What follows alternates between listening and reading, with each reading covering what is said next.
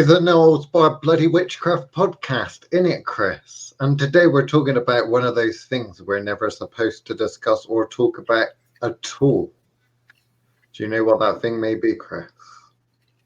Tiger penises. No, I know we're not supposed to talk about tiger penises, but I'm pretty sure that rule was only for the Feisty Witches show, which everyone can go and watch on YouTube. There was a whole series of tiger penises, and I'm pretty sure we were allowed to talk about them. We just weren't allowed to import them. Remember that lovely Chinese lady that used to go on the Feisty Witches show and comment every week about tiger penises? I haven't heard from her for a while, and it was Maybe funny she died with a little time after she promised that she'd send one. I'm pretty sure it's illegal to do that, so maybe she's in some Chinese jail somewhere. But oh well, today's episode is in honor of the poor Chinese lady that is probably rotten in some Chinese jail because she tried to send us a tiger penis, which is not relevant to this episode of the No Holds Barred Witchcraft podcast, but oh well. So yes, Chris, do you know what we're going to be talking about today? It's a taboo subject. You should, because you've been in trouble for it before. Only for using that word we're not supposed to say. Yes, that word beginning with a G that we're not allowed to say. Okay. Chris will tell you all about the scandal that he single-handedly managed to cause. But we'll talk about that on the Patreon because we don't need any more fallout from basically we don't need any more fallout from that. So anyway, today we are going to be talking about, to a certain extent, Hunchback of Notre Dame, which was a Disney film, innit? And we're going to be talking about a couple of things that kind of come up, because as you know, whenever we talk about like films and pop culture and TV magic, there's a lot of people that don't know what we're talking about, are not interested in talking about what witches think about television shows and, you know, films and such. What we do with these little episodes we put in every now and then is we take themes from works of fiction and pop culture, and we just talk about the things they make us think about. We don't really talk about... Sorry, I'm having loads of text messages coming from Chris at the same time as we're supposed to be recording. I don't know what's going on about that. But anyway, Chris, if you've got something to say, just say it. Don't text me. Are you there? No, I think those are the three. I sent you three options earlier of what. But we've already started. We can't change the episode now, and we're already 4 minutes in. You've clearly got another idea, so right. Okay. So the first thing that this a little Hunchback of Notre Dame makes me think about, which isn't really magical, or is it?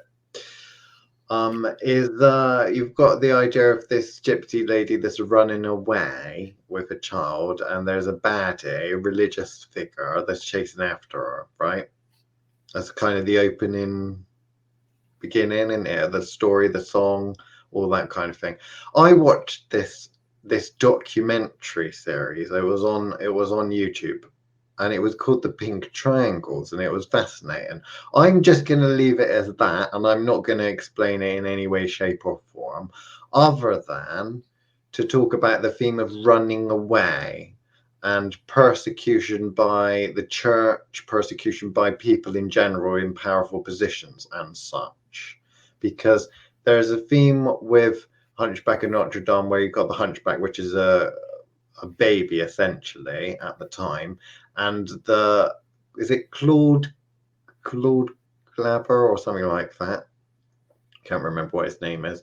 He wants to kill the baby, and then the priest basically intervenes and says, no, don't kill the baby because God's watching.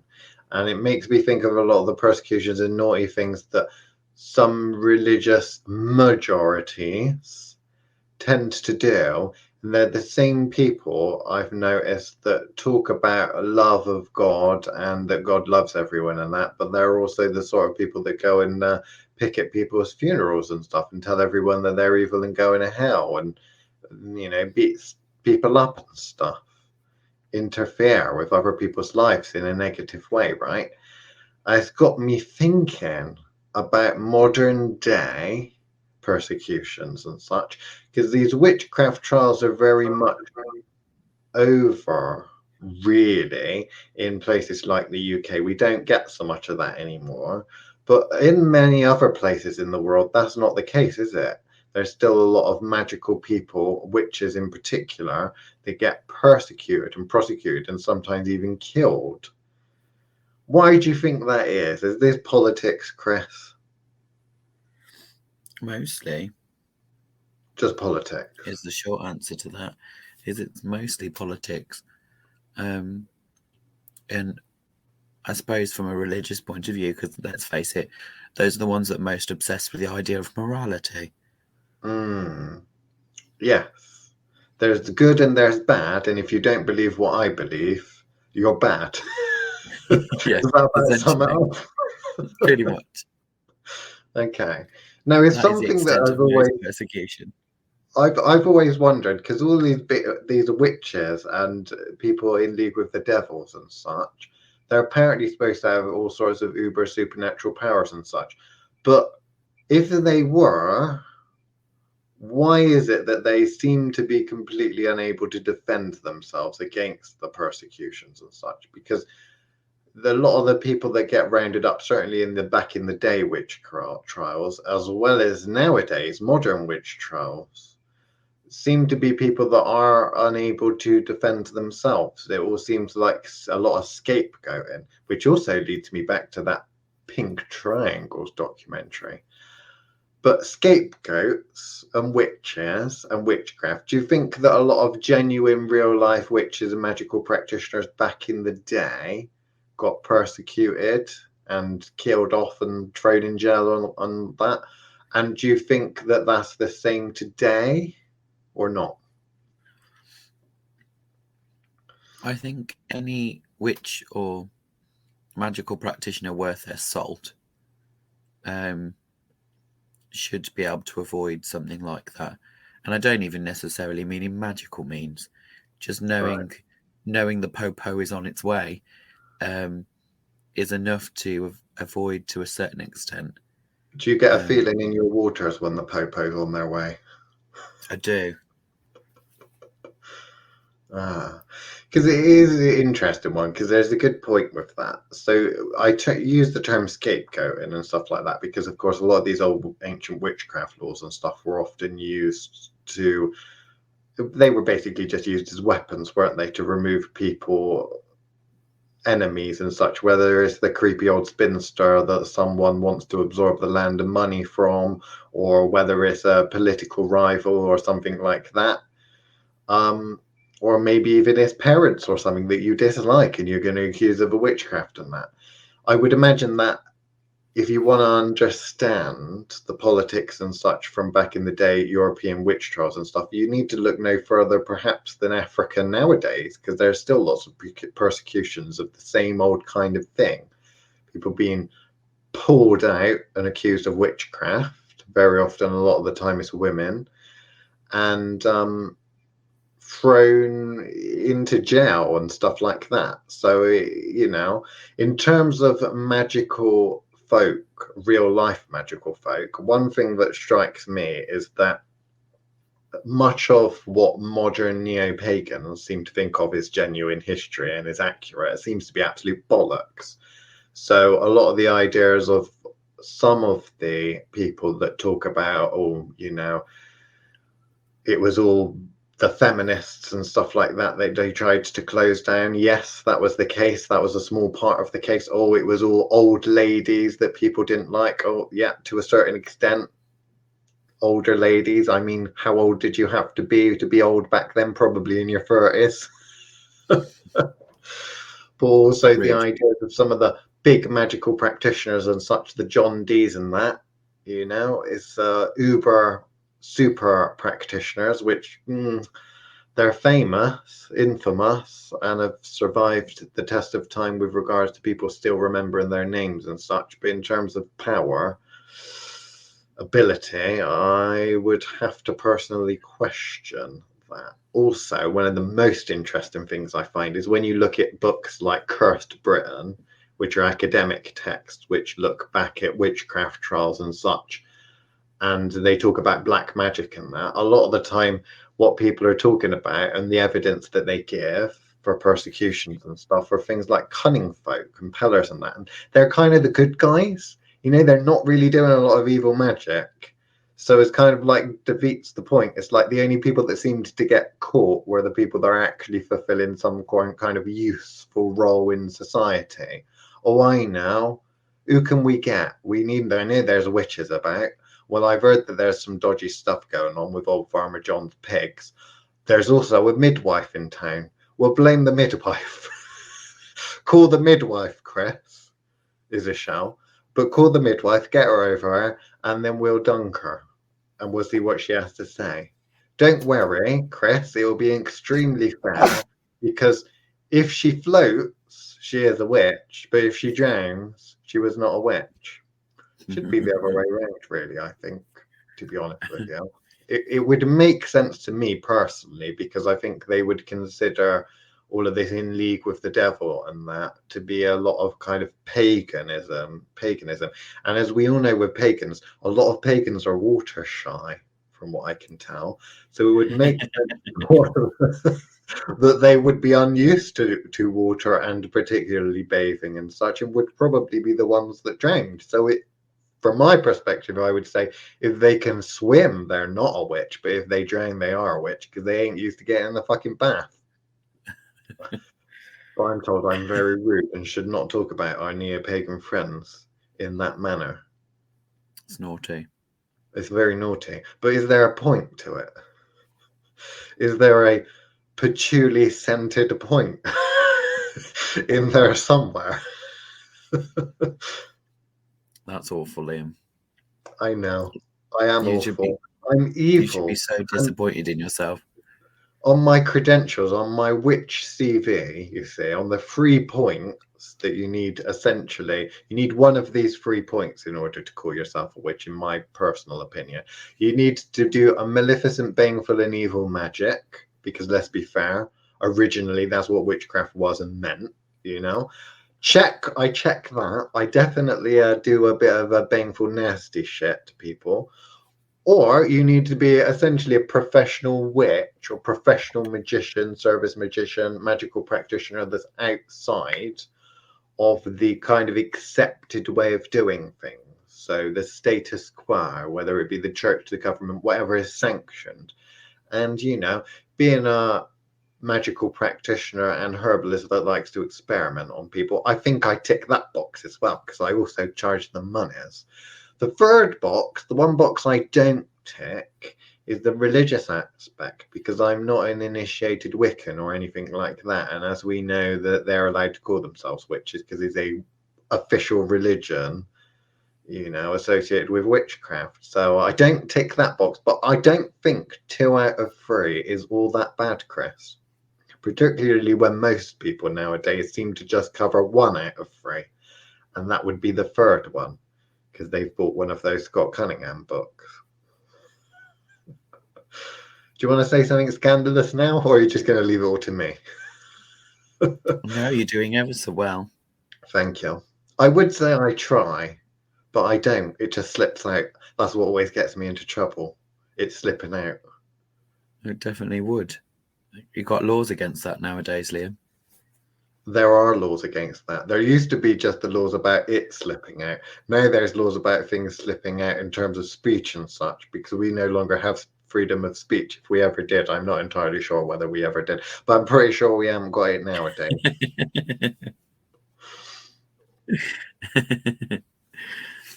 Sorry.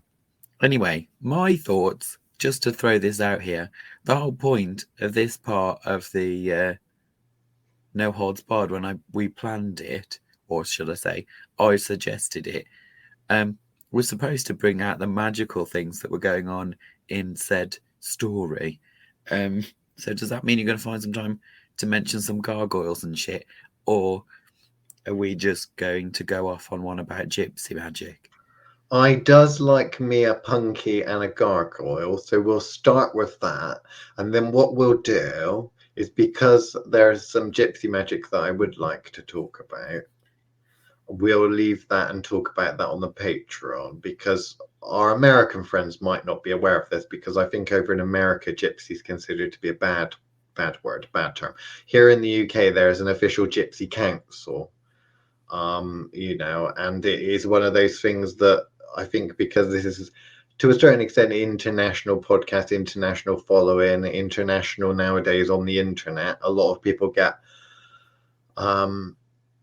their knickers in a twist, I suppose you could say, about certain words and phrases and stuff. So we'll be talking about gypsy and traveller magic from a United Kingdom, UK perspective, and from two professional witches' perspectives, in terms of what we have learned from it, what we have had dealings with it in the past, and a very interesting talk I was lucky enough to go to, that was given by a proper official, what most people would consider to be gypsy witch, magical practitioner of a traveller community tribe. So yeah, let's talk about gargoyles and punkies, because punkies are, I think, a West Country thing. I'm pretty sure it's a West Country thing. I don't think A there's West Country really. thing. I will have to Google it. It's a West Country thing. Right. So have you had much dealings with gargoyles? I love a good gargoyle. Punky punks. Yeah, some people would say punky. I'd say punky. Hunky punk, I think, is the official thing. Yeah, I don't think we have punkies above Gloucester, I'm afraid. No, that's definitely a southern thing. Grotesqueries. They are essentially gargoyles. I don't exactly know what the difference between a hunky punk and a gargoyle is, but I will endeavour to do some Googling whilst you chat now and find it out. I like gargoyles. I like them in both the mundane and the magical sense.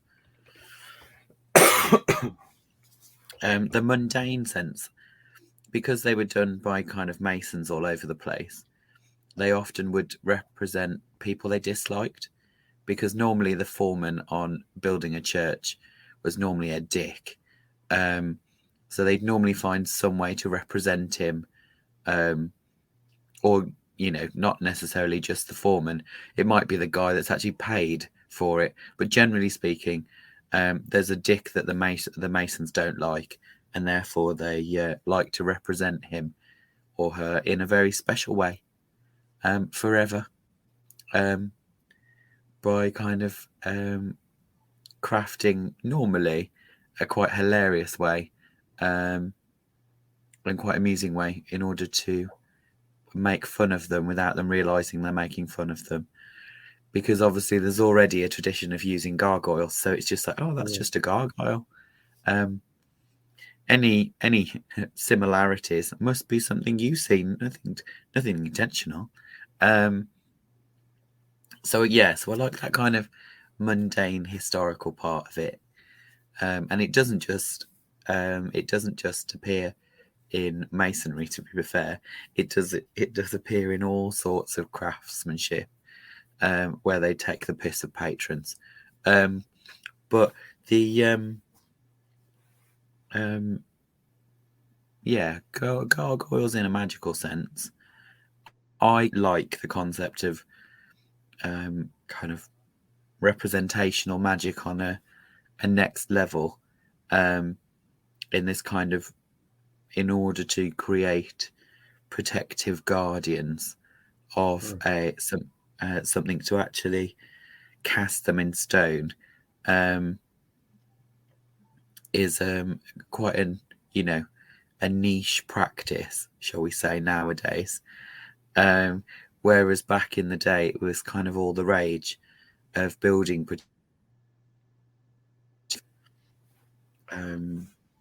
full scale. You know, even if we were to go kind of to the ancient sphinxes carved all over Mesopotamia and the Egyptians, etc., you get similar kind of things with chimera and the kind of Greek sphinx, and then you know, it's all over the, you know, because of that, all over the Middle East and actually all over the Far East with the kind of Chinese lions, or the, I can never pronounce it, the ℍ𝕠𴝥 or something like that they're called, us, which is kind of their chimera, if that makes sense. Yeah, that's right. Beast. Because before there was hobbycraft and air drying clay, there was this thing called stonemasonry, Chris. Yeah. So essentially, on Wikipedia, I didn't know this, I'm learning stuff. So the grotesca is the difference between a hunky punk and a gargoyle is that a gargoyle is actually a water drain off from the roof. So essentially, the water from the roof drains out through the gargoyle's mouth.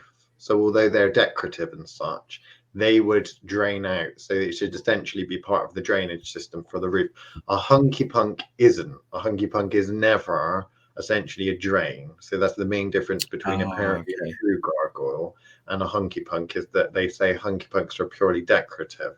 Now, I don't know whether we would necessarily 100% agree with that, for the simple reason that, having met a number of gargoyles and having visited a number of churches, I believe that they offer a little bit more than just pure decoration. I personally would say they are the quintessential egregore. In fact, you can't get much more egregore-like, stereotypically, than a gargoyle or a hunky punk or something like that. Not to say that all of them necessarily are, but if you were to make a protective spirit for your little castle, if you're starting up a religion or something like that, or anything like that, then a gargoyle pretty much makes sense, doesn't it, as a guardian?